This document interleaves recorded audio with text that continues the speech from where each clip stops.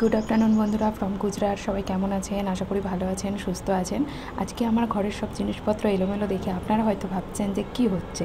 আসলে প্যাকার্স মুভার্সের লোকরা এসছে, আমাদের জিনিসপত্র সব প্যাকিং হচ্ছে, আমরা শিফট হচ্ছি, গুজরাট ছাড়ছি। এরপর কোথায় যাচ্ছি না যাচ্ছি সব কিছুই আপনাদের সাথে শেয়ার করব। তো আমার ভিডিওটা প্রথম থেকে শেষ অবধি দেখতে থাকুন। আজকে আমি অনেক কিছু অভিজ্ঞতার কথা আপনাদের সাথে শেয়ার করব এবং আমরা এখানে কিভাবে স্ক্যাম হতে হতে বেঁচেছি সেটাও আপনাদের সাথে শেয়ার করব। চলুন ভিডিওটা প্রথম থেকে শেষ অবধি দেখতে থাকুন। আশা করি আপনাদের সবার খুব ভালো লাগবে এবং অনেকটা উপকারেও আসবে আমার এই ভিডিওটা।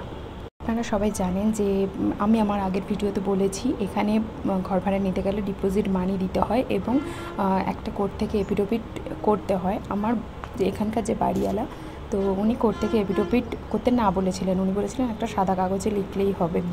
আমরা সেই মতো করেছিলাম, কিন্তু যখন আমরা রুম ছাড়বো তখন উনি আমাদের ডিপোজিট মানি ফেরতও দিচ্ছিলেন না, উপরন্তু আমাদের কাছ থেকে স্ক্যাম করে আরও 3,000 টাকার মতো নিতে চাইছিলেন। আমাদের ডিপোজিট মানি 5,000 রয়েছে, সঙ্গে আরও 3,000 মানে 8,000 টাকা উনি আমাদের কাছ থেকে এক্সট্রা নিয়ে নিচ্ছিলেন স্ক্যাম করে। তো উনি এরকম ফোন করে বলেছিলেন যে কারেন্ট বিল এসছে, কারেন্ট বিলটা বাড়িতেই আসে, মিটার দেখে লোক কারেন্ট বিল দিয়ে যায়।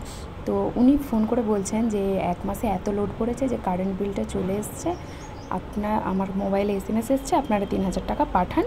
তো তখন আমরা বলি কী করে কারেন্ট বিল আসতে পারে 1 মাসে, আমরা 1-1.5 বছর ধরে রয়েছি এখানে, তো সেখানটায় আমাদের 2 মাস ছাড়া ছাড়া কারেন্ট বিল আসে, কী করে এই মাসেই 1 মাস ছাড়া আসতে পারে। তখন আমরা বলি আপনার SMS-টা পাঠান, আমরা দেখছি, তারপরে আমরা টাকা পাঠাবো। যখন আমরা SMS-টা দেখি তখন দেখি আমরা অনেক দিন আগে পেমেন্ট করেছিলাম 3,000 টাকা, তারই SMS সেইটা। তো সঙ্গে সঙ্গে আমার হাজব্যান্ড ফোন করে এবং বলে যে আপনি আমাদের সাথে স্ক্যাম করছেন, আমরা বাইরে থেকে এসেছি বলে আপনি ভেবেছেন কি টাকা আমাদের কাছ থেকে হাতিয়ে নেবেন, আমরা কিছু করতে পারবো না। তো আমি টাকা দেবো না, আপনার কি করার আছে করে নিন, আর আপনি যদি বেশি কিছু করেন আমি কল রেকর্ডিংটা তো আছে, আমি সোসাইটিতে শোনাবো। তো আমার হাজব্যান্ড এরকম ওনাকে ভয় দেখাতে তারপরে গিয়ে উনি বলছেন ঠিক আছে, আপনি যে ডিপোজিট মানিটা দিয়েছিলেন ওইখান থেকে কারেন্ট বিল দিয়ে বাদবাকি টাকাটা আমি আপনাদেরকে রিটার্ন করে দেবো। ভাবুন তাহলে কতটা স্ক্যাম হয়েছে। যদি যারা নতুন এসছে তারা যদি এরকমভাবে হয়তো 2-3 মাস 4 মাস থেকে তারপরে যদি শিফট হয়, সেক্ষেত্রে তারা কি ভাবে যে নতুন বাইরে এসছি, কাউকে চিনি না, তো কী আছে এই 5-8 হাজার টাকার জন্য দিয়ে দিই না।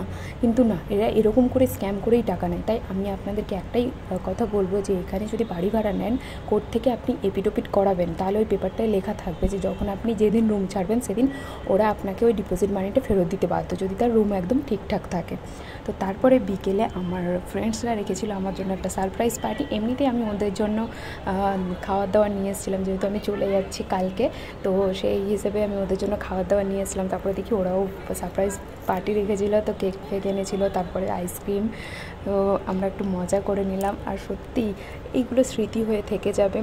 আর নন বেঙ্গলি এত ভালো ফ্রেন্ড পেয়েছি যেটা হয়তো আমি কোনোদিন ভুলতে পারবো না। চলুন আজকের ভিডিওটা একটুকুই, টাটা বাই বাই।